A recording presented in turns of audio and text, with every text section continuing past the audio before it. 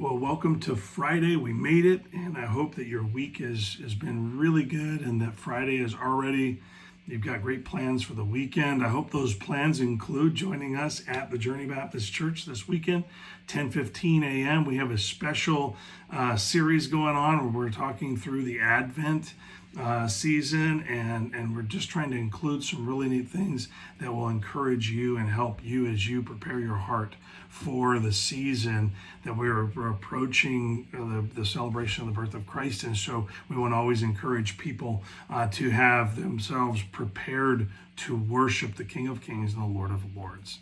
With that said, let me just turn our attention to Ephesians chapter number 4, verse number 32, and I think this will be helpful to you. God expects from us a higher level of kindness than the world around us. We are certainly living in a world that has lost its respect for each other.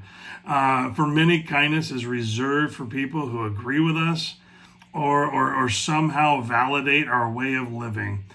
Friends, family, and every other type of connections that many people have are subject to agreement with their positions, and if they don't, they're expendable.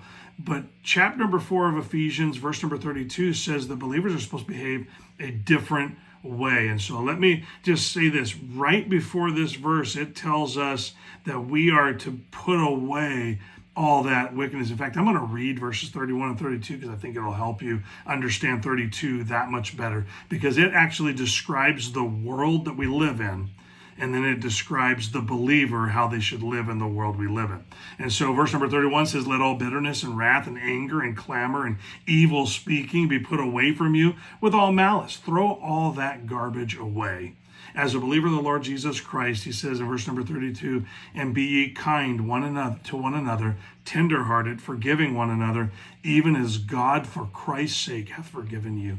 That is a powerful, powerful verse. As a believer, we do not have permission to withhold kindness. In fact, we are commanded to offer it, not based on our agreement on the issues, but measured out like Jesus measures it out to us.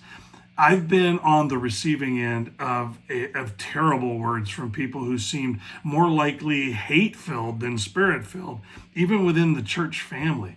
But those are the obviously unkind people that are dealing with some sort of a root of bitterness that God has not rooted out of them yet.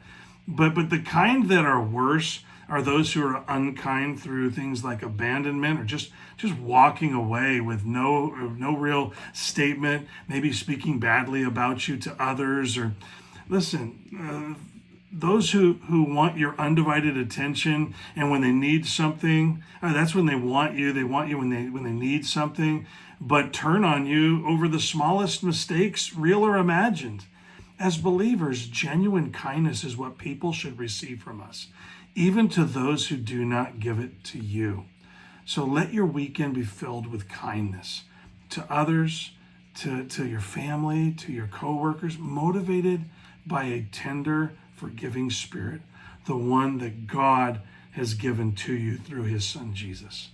Have a wonderful weekend.